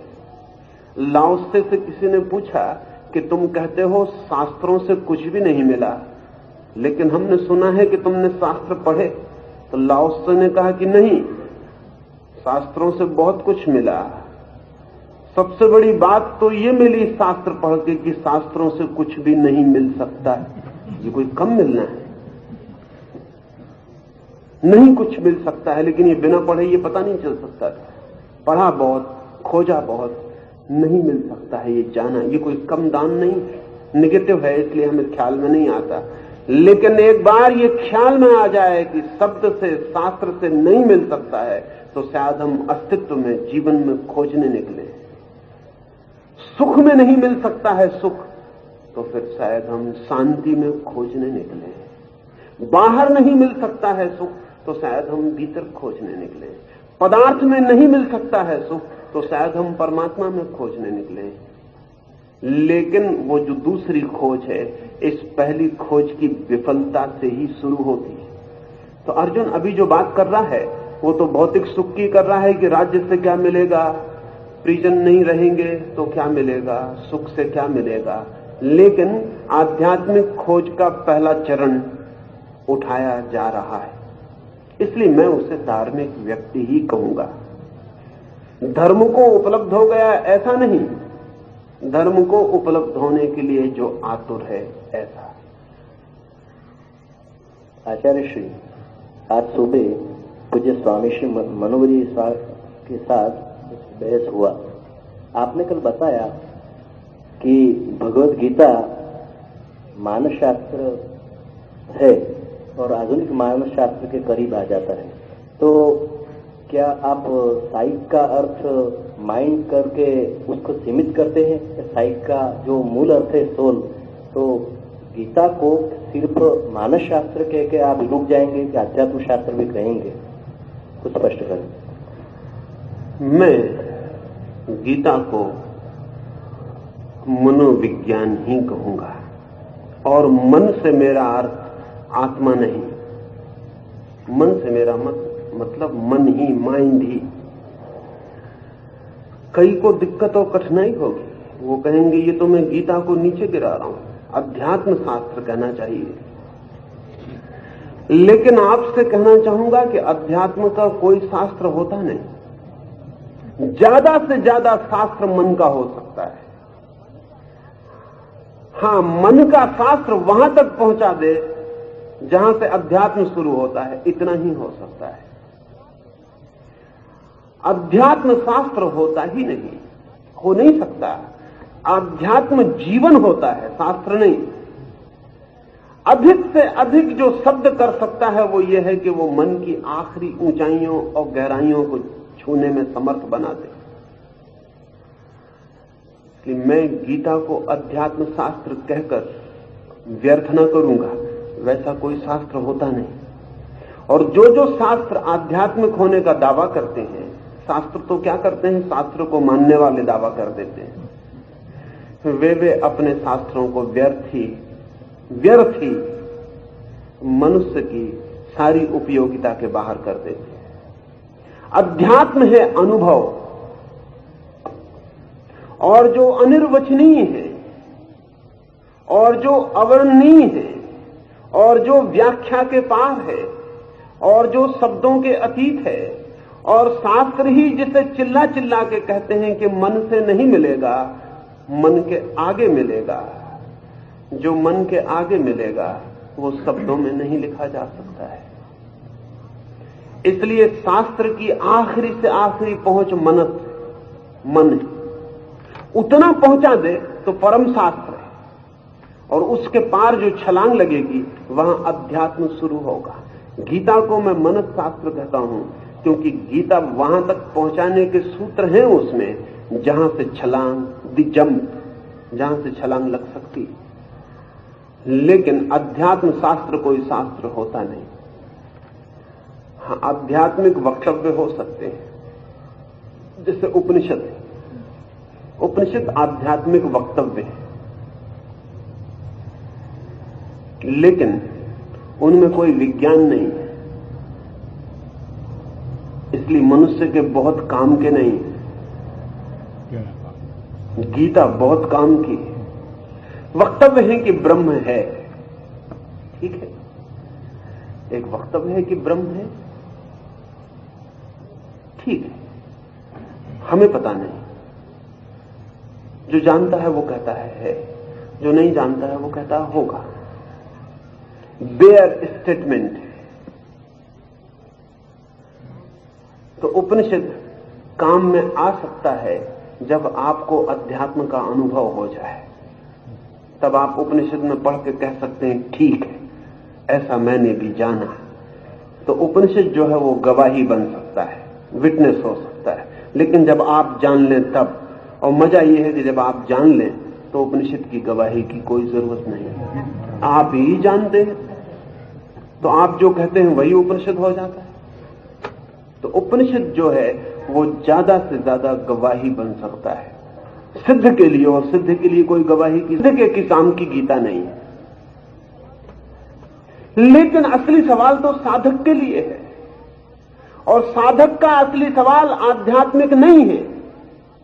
अर्जुन का असली सवाल आध्यात्मिक नहीं है, अर्जुन का असली सवाल मानसिक है, साइकोलॉजिकल है, उसकी समस्या ही मानसिक है। इसलिए अगर कोई ये कहे उसकी समस्या तो मानसिक है और कृष्ण उसको आध्यात्मिक हल कर रहे हैं, तो उन दोनों के बीच फिर कोई कम्युनिकेशन नहीं हो सकता। जहां समस्या है वहीं समाधान को होना चाहिए, तभी सार्थक होगा। अर्जुन की समस्या मानसिक है, उसकी समस्या आध्यात्मिक नहीं है, उसका उलझाव मानसिक है। अब ये बड़े मजे की बात, मामला ठीक ऐसा ही है जैसे कि मेरे घर में अंधेरा है और मैं आपसे कहूं अंधेरा है, आप कहें कि मैं दिया ले जाकर देखता हूं कहां है, और आप दिया ले जाएं, और अंधेरे को मैं न बता पाऊं, आप कहें बताओ कहां है, अब मैं दिया ले आया, अंधेरा कहां है, अब मैं मुश्किल में पड़ जाऊं, तो मैं आपसे कहूं कि कृपा कर दिया बाहर रख के आइए, आप कहें कि दिया बाहर रखाऊंगा तो अंधेरे को देखूंगा कैसे, क्योंकि रोशनी चाहिए देखने के लिए। तो फिर एक ही मैं आपसे कहूंगा कि फिर अंधेरा नहीं देखा जा सकता, क्योंकि जहां रोशनी है वहां अंधेरा नहीं है, और जहां अंधेरा है वहां रोशनी नहीं है, और इन दोनों के बीच कोई कम्युनिकेशन नहीं। आध्यात्मिक समस्या जैसी कोई समस्या होती ही नहीं, कोई समस्या नहीं है, वहां किसी समाधान की क्या जरूरत। अध्यात्म स्वयं समाधान है, इसलिए अध्यात्म के द्वार का नाम हमने रखा है समाधि। समाधि का मतलब है यहां से समाधान शुरू होता है, यहां से अब समस्याएं नहीं होंगी। समाधि का मतलब है यहां से अब समाधान शुरू होता है, अब समस्या नहीं, अब आगे प्रश्न नहीं होंगे, अब आगे प्रश्न का कोई उपाय नहीं। दरवाजे का नाम समाधि रखा है,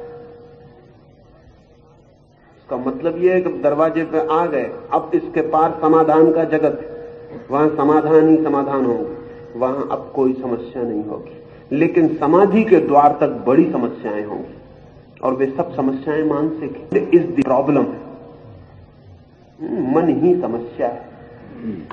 जिस दिन मन नहीं है उस दिन कोई समस्या नहीं है। और अध्यात्म का मतलब वो अनुभव जहां मन नहीं है।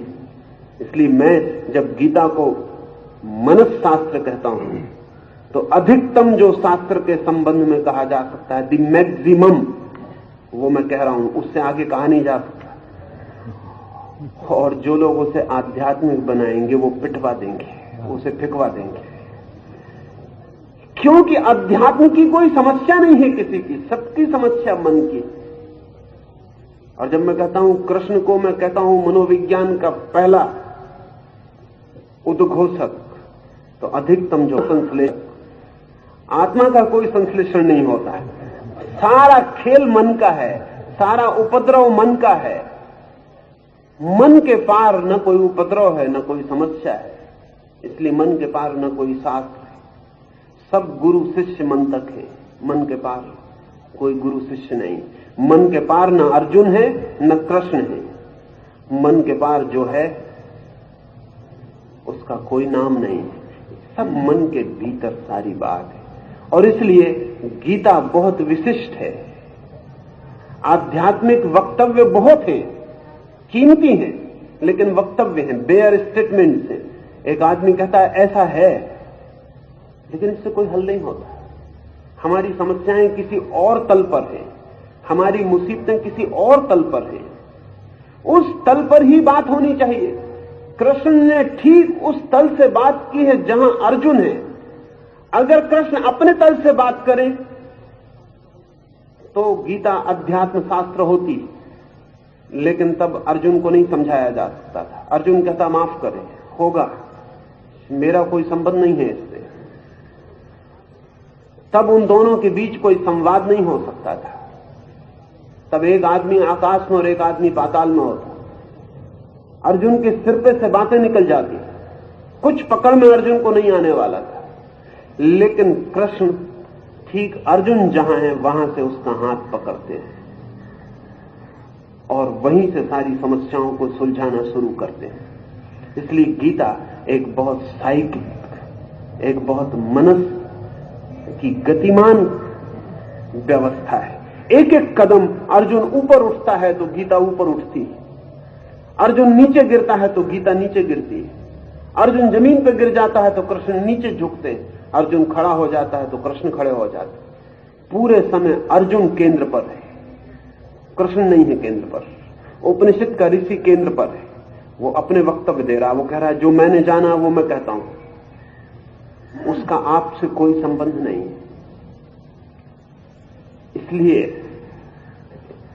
इसलिए मैं गीता को एक शिक्षक के द्वारा कही हुई बातें कह रहा हूं। कृष्ण सिर्फ ब्रह्मज्ञानी की तरह बोले तो अर्जुन से कोई नाता नहीं रह जाएगा।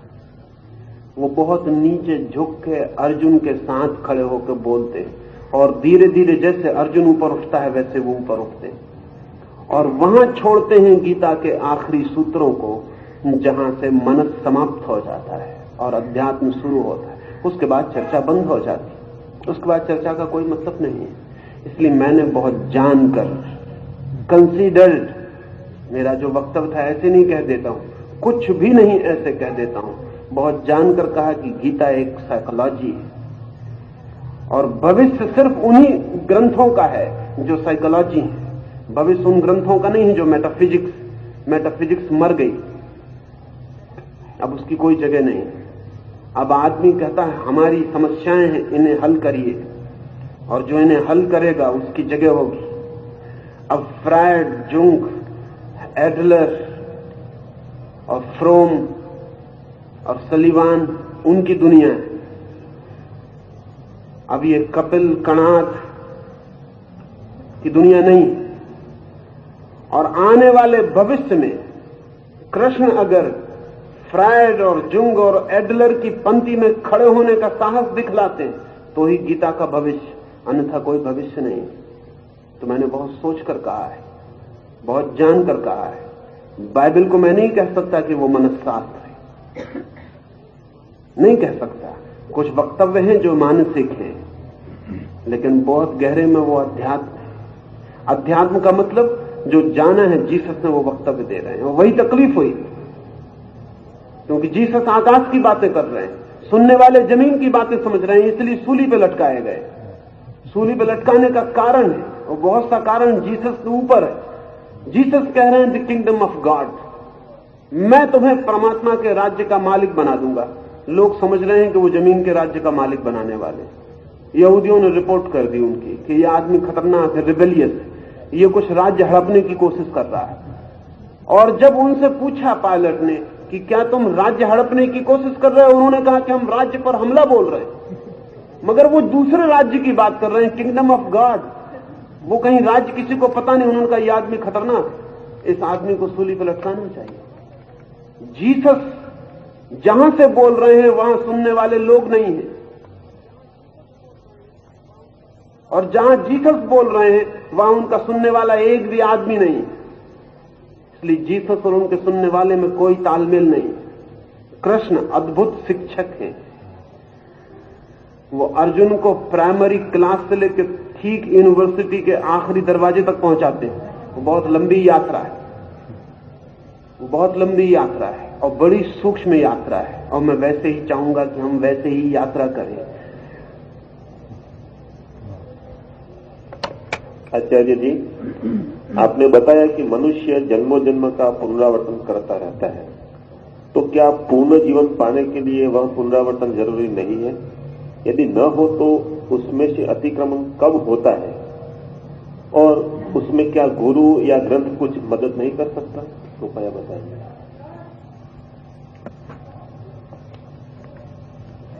जीवन का अनंत पुनरावर्तन है,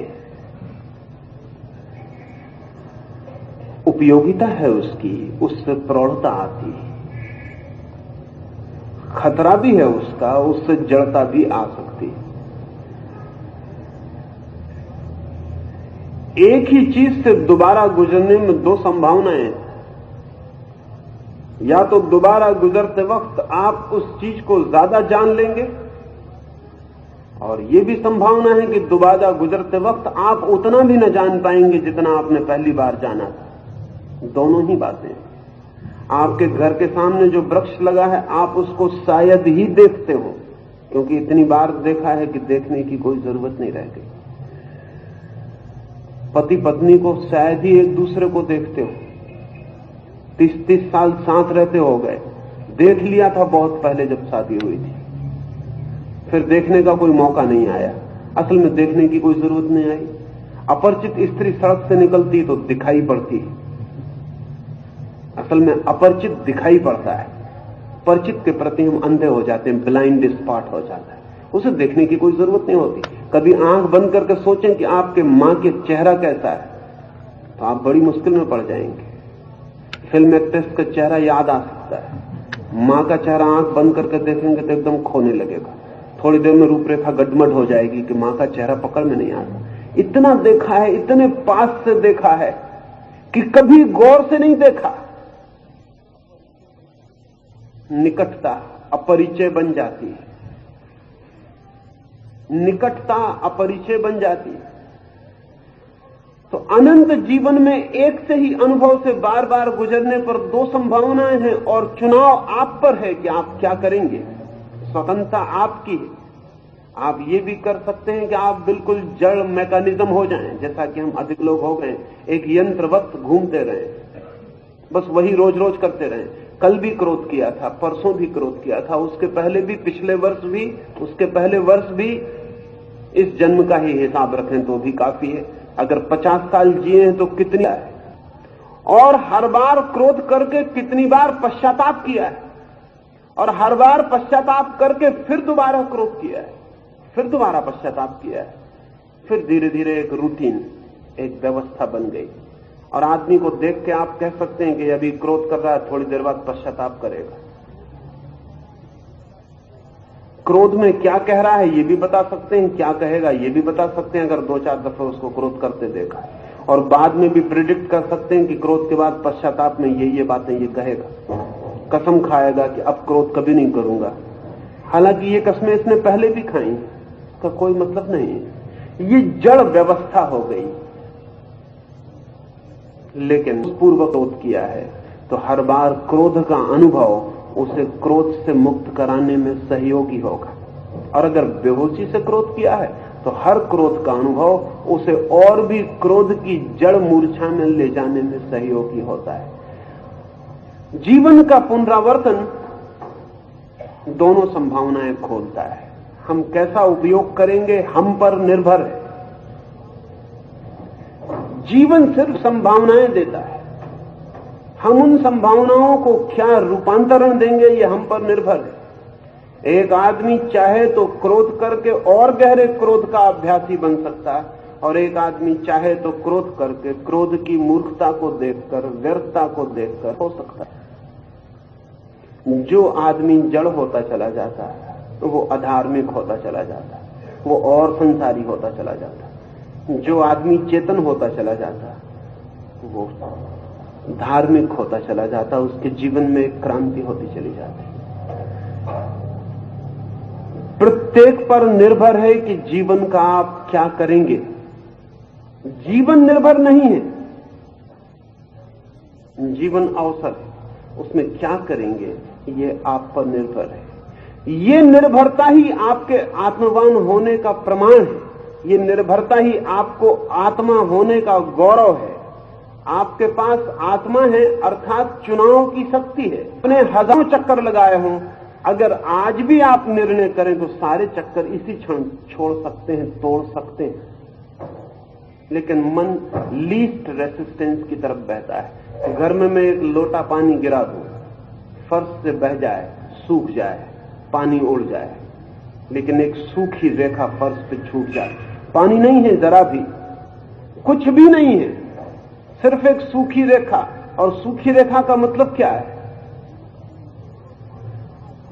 कुछ भी मतलब नहीं है, वहां पानी बहा था, बस इतनी एक रेखा छूट जाती। फिर दोबारा पानी उस कमरे में डोल दें, 100 में 99 मौके ये हैं कि वो उसी सूखी रेखा को पकड़ के फिर कमरे के दूसरे हिस्सों में धूल ज्यादा है, वहां जगह जरा आसानी से बहने की है, पानी वहीं से बहेगा। हम बहुत बार जो किए हैं वहां सूखी रेखाएं बन गई हैं। उन सूखी रेखाओं को ही मनस्शास्त्र संस्कार कहता है, वो हमारी कंडीशनिंग है। उन सूखी रेखाओं पर फिर वही काम, फिर शक्ति का जन्म, फिर पानी का बहना, लीस्ट रेसिस्टेंस, फिर हम वहीं से बहना शुरू कर देते हैं। लेकिन सूखी रेखा कहती नहीं कि यहां से बहो, सूखी रेखा बांधती नहीं कि यहां से नहीं बहे तो अदालत में मुकदमा चलेगा। सूखी रेखा कहती नहीं कि कोई नियम है ऐसा कि यहीं से बहना पड़ेगा, कि परमात्मा की आज्ञा है कि यहीं से बहो। सूखी रेखा सिर्फ तो नई रेखा बना ले और बह जाए, फिर नई सूखी रेखा बन जाएगी, फिर नया संस्कार बन जाएगा।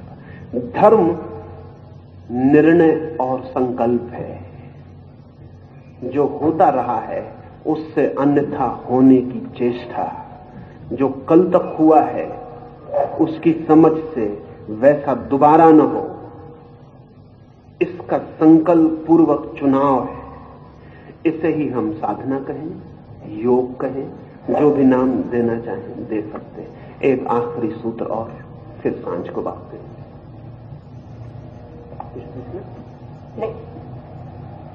आचार्या पितर पुत्रः शाला संबंधिनस्तथा एतान् हन्तुमिच्छामि न तोऽपि मधुसूदन अपि त्रैलोक्यराज्यस्य हेतो किं नु मही कृते। इनमें कोई हमारे आचार्य, कोई पिता, कोई पितामह, कोई मामा, कोई ससुर, कोई पोते, कोई साले और कोई संबंधी है। हे मधुसूदन, ये भले ही मुझे मार डाले, पर मैं स्वर्ग के राज्य के लिए भी इन्हें नहीं मारना चाहता। भूमि के राज्य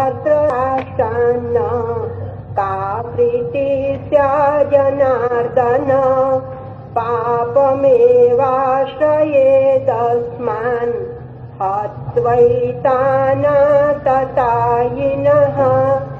हे जनार्दन, दुर्योधन आदि अपने बंधु बांधवों को मारने से हमें क्या सुख होगा? इन आतताई को मारने से हमें पाप ही लगेगा। बार बार फिर अर्जुन जो कह रहा है वो बहुत विचार योग्य है। 2-3 बातें ख्याल में ले लेनी। लोक का राज्य भी मिलता हो तो भी मैं लेने को तैयार नहीं हूं, इसलिए इस पृथ्वी के राज्य की तो बात ही क्या। देखने में ऐसा लगेगा बड़े त्याग की बात कह रहा है, ऐसा है नहीं। मैं एक वृद्ध सन्यासी से मिलने गया। उन वृद्ध सन्यासी ने मुझे एक गीत पढ़ के सुनाया, उनका लिखा हुआ गीत। उस गीत में उन्होंने कहा कि सम्राटो, तुम अपने स्वर्ण सिंहासन पर होगे सुख में, मैं धूल में मजे में हूं। ऐसा ही गीत था। पूरे गीत में यही बात थी। सुनने वाले बड़े मंत्रमुग्ध हो गए। हमारे मुल्क में मंत्रमुग्ध होना इतना आसान है कि और कोई चीज आसान नहीं। सिर हिलाने लगे।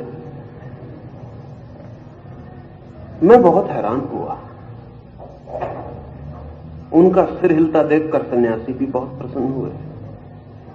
उन्होंने मुझसे पूछा, आप क्या कहते हैं? मैंने कहा, मुझे मुश्किल में डाल दिया, आप मुझसे पूछिए ही मत। उन्होंने कहा, नहीं, कुछ तो कहिए। मैंने कहा कि मैं सदा सोचता हूं कि अब तक किसी सम्राट ने ऐसा नहीं कहा कि सन्यासियों अपनी धूल। सन्यासी जरूर सैकड़ों वर्ष से ऐसे गीत लिखते रहे हैं, कारण खोजना पड़ेगा। असल में सन्यासी के मन में सुख तो सोने के सिंहासन में ही दिखाई पड़ रहा है। अपने को समझा रहा है, कंसोलेटरी है उसकी बात। वो कह रहा, रहे आओ अपने सिंहासन पर, हम अपनी धूल में ही बहुत मजे में। लेकिन तुमसे कह कौन रहा है कि तुम सिंहासन पर रहो?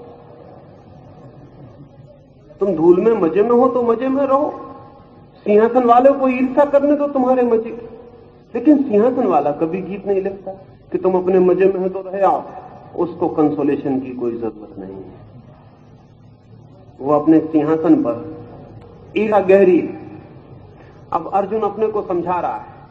मन तो उसका होता है कि राज्य मिल जाए, लेकिन वो ये कह रहा है, इन सबको मारकर अगर तीनों लोग का राज्य भी मिलता हो, हालांकि कहीं कोई मिल नहीं रहा है, कोई देने वाला नहीं, तीनों लोग का राज्य भी मिलता हो तो भी बेकार है। ऐसी बड़े राज्य की बात करके फिर वो उसका दूसरा निष्कर्ष निकालता है कि तब पृथ्वी के राज्य का तो प्रयोजन ही क्या है। ऐसा बड़ा ख्याल मन में पैदा करके कि मैं तीनों लोग का राज्य भी छोड़ सकता हूं, तो फिर पृथ्वी का राज्य तो छोड़ ही सकता हूं। लेकिन न उसको पृथ्वी का राज्य छोड़ने की इच्छा है। और अगर कहीं कृष्ण उससे कहे कि तो वो बड़ी विभूचन में पड़ जाए। वो कह रहा है, अपने को समझा रहा है। अब ये बड़े मजे की बात है कि बहुत बार जब हम अपने को समझाते होते हैं तो हमारे ख्याल में नहीं होता है कि हम किन किन तरकीबों से अपने को समझाते हैं। बड़ा मकान देख के पड़ोसी का हम कहते हैं, क्या रखा है बड़े मकान में? लेकिन जब कोई आदमी कहता है क्या रखा है बड़े मकान में, तो उस आदमी को बहुत कुछ रखा है, निश्चित ही रखा है। अन्यथा बड़ा मकान दिखता नहीं। वो अपने को समझा रहा है, वो अपने मन को सांत्वना दे रहा है कि कुछ रखा ही नहीं है, इसलिए हम पाने की कोशिश नहीं करते। कुछ भी नहीं रहा है। और इतने छोटे से राज्य की बात के लिए इतने परिजनों को मारना, ये परिजनों को मारना उसके लिए सर्वाधिक कष्टपूर्ण मालूम पड़ रहा है। न मारना कष्टपूर्ण मालूम पड़ रहा है, परिजनों को मारना कष्टपूर्ण मालूम पड़ रहा है। स्वभावतः सारा परिवार वहां लड़ने को खड़ा है। ऐसे युद्ध के मौके कम आते हैं। वो युद्ध भी विशेष है। और युद्ध की तीक्ष्णता यही है महाभारत की कि एक ही परिवार कट के खड़ा है। उस कटाव में भी सब दुश्मन नहीं है, वो कम मित्र और ज्यादा मित्र का ही है। जो बंटवारा है, वो बंटवारा ऐसा नहीं है कि उस तरफ दुश्मन है और इस तरफ मित्र है। इतना भी साफ होता है कि उस तरफ पराए हैं और इस तरफ अपने हैं, तो कटाव बहुत आसानी से हो जाता। अर्जुन ठीक से मार पाता। लेकिन बंटवारा बहुत अजीब है, और वो अजीब बड़ा अर्थपूर्ण है। वो अजीब बंटवारा ऐसा है कि इस तरफ अपने थोड़े जो ज्यादा मित्र थे वो इकट्ठे हो गए, जो थोड़े कम मित्र थे वो उस तरफ इकट्ठे हो गए। मित्र वो भी हैं, परिजन वो भी हैं, गुरु उस तरफ है। ये मैं कह रहा हूं महत्वपूर्ण है। और ऐसी सिचुएशन इसलिए महत्वपूर्ण है कि जिंदगी में चीजें वाट जिंदगी में चीजें काले और सफेद में बटी हुई नहीं होती। जिंदगी गिरे का फैलाव है। उसके एक कोने पे काला होता है, दूसरे कोने पे सफेद होता है, लेकिन जिंदगी के बले फैलाव में काला और सफेद मिश्रित होता है। यहां फला आदमी शत्रु और फला आदमी मित्र ऐसा बटाव नहीं है। फला आदमी कम मित्र, फला आदमी ज्यादा मित्र, फला आदमी कम शत्रु, फला आदमी ज्यादा शत्रु, ऐसा बटाव है। यहां जिंदगी में एब्सोल्यूट टर्म्स नहीं है। यहां कोई चीज पूरी कटी हुई नहीं है। यही उलझाव है। यहां सब चीजें कम ज्यादा में बटी हैं। हम कहते हैं ये गर्म और ये ठंडा, लेकिन ठंडे का क्या मतलब होता है? थोड़ा कम गर्म की हालत बढ़ जाएंगे। तब आपका एक हाथ कहेगा पानी ठंडा और एक हाथ कहेगा पानी गर्म, और एक ही पानी दोनों तो नहीं हो सकता एक साथ, ठंडा और गर्म। जीवन में सब कुछ सापेक्ष है, रिलेटिव है। जिंदगी में कुछ भी निरपेक्ष नहीं है। यहां सब कम ज्यादा का बटाव है। अर्जुन की वही तकलीफ है, और जो आदमी भी जिंदगी को देखेगा ठीक से उसकी यही तकलीफ हो जाएगी। यहां सिर्फ कम ज्यादा का बटाव है। कोई थोड़ा अपना ज्यादा, कोई अपना कम, कोई थोड़ा ज्यादा निकट, कोई थोड़ा जरा दूर, कोई 100%, कोई 90%, कोई 80% अपना। जो पराया है उसमें भी अपना 1% का हिस्सा है, और जो अपना है उसमें भी पराये का प्रतिशत का हिस्सा है। इसलिए जिंदगी उलझाव है। ये कट जाए ठीक ही शत्रु मित्र में, अच्छे बुरे में, तो बड़ा आसान हो जाए। इतना आसान नहीं हो पाता। राम के भीतर भी थोड़ा रावण है, और रावण के भीतर भी थोड़ा राम है। इसलिए तो रावण को भी कोई प्रेम कर पाता, नहीं तो रावण को कोई प्रेम ना कर पाए। रावण को कोई प्रेम कर पाता है। रावण में भी कहीं ना कहीं राम किसी न किसी को दिखाई पड़ता है। रावण को भी कोई प्रेम करता है, राम से भी कोई शत्रुता कर पाता है, तो राम की शत्रुता में भी कहीं ना कहीं रावण थोड़ा।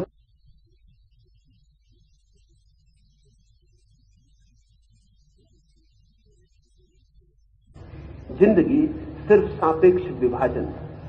इसलिए अर्जुन की तकलीफ है कि सब अपने ही खड़े, एक ही परिवार बीच में से रेखा खींचती, उस तरफ अपने हैं, इस तरफ अपने हैं, हर हालत में अपने ही मरेंगे। ये पीड़ा पूरे जीवन की पीड़ा है, और ये स्थिति, ये सिचुएशन पूरे जीवन की स्थिति है। इसलिए अर्जुन के लिए जो प्रश्न है वो सिर्फ किसी एक युद्ध स्थल पर पैदा हुआ प्रश्न नहीं है, वो जीवन के समस्त स्थलों पर पैदा हुआ प्रश्न है। अब वो घबरा गया है। सबसे ज्यादा जीवन में उसके लिए ही द्रोण ने किया है। एकलव्य का अंगूठा काट लाए थे इसी शिष्य के लिए। वही शिष्य आज उन्हीं पर हत्या करने को तैयार होगा। इसी शिष्य को उन्होंने बड़ा किया है खून पसीना देकर, सारी कला इसमें उड़ेल दी है। आज इसी के खिलाफ वो धनुर्बाण खींचेंगे। ये बड़ा अद्भुत युद्ध है। ये एक ही परिवार जिनमें बड़े तालमेल हैं, बड़े जोड़ हैं, बड़ी निकटताएं हैं, कट के खड़ा हो गया है। लेकिन अगर हम जिंदगी को देखें, बहुत गहरे से देखें, तो जिंदगी के सब युद्ध अपनों के ही युद्ध हैं, क्योंकि पृथ्वी एक परिवार से जुड़ी। कल जिस जमीन को हम अपना कहते वो वहां है, कल जिस ताजमहल को वो अपना कहते और जिसके लिए मर जाते वो यहां है। यहां सब बटा है। अगर हम कल चीन से लड़ेंगे तो हिंदुस्तान ने चीन को सब कुछ दिया है, और हिंदुस्तान की सबसे बड़ी धरोहर बुद्ध को चीन ने बचाया है, और कोई बचाता नहीं। कल उनसे हम खड़े हो जाएंगे। सारी जिंदगी, सारी पृथ्वी ठीक से देखें तो एक बड़ा परिवार है। उसमें सारे युद्ध पारिवारिक, और सब युद्ध इसी स्थिति को पैदा कर देते जो अर्जुन के मन में पैदा हो गया। उसकी दुविधा एकदम स्वाभाविक है। आंख बंद करे और भाग जाए, ये दो ही उपाय दिखाई पड़ते हैं। तो आंख बंद करे और कहे होगा कोई जो अपनी तरफ नहीं, अपना नहीं, मरना है मरे। आंख बंद करे युद्ध में कूद जाए, सीधा है, या आंख बंद करे और भाग जाए, सीधा है।